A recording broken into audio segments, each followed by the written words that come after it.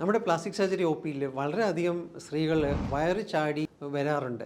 അത് ഈ multiple pregnancy കാരണം ഈ ബുദ്ധിമുട്ടുകൾ വരുന്നതാണ്.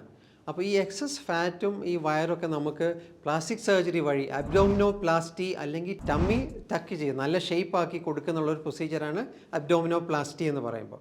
അപ്പോൾ അബ്ഡോമിനോപ്ലാസ്റ്റി വഴി 3 കാര്യങ്ങളാണ് രോഗികൾക്ക് ഗുണം ചെയ്യുന്നത്.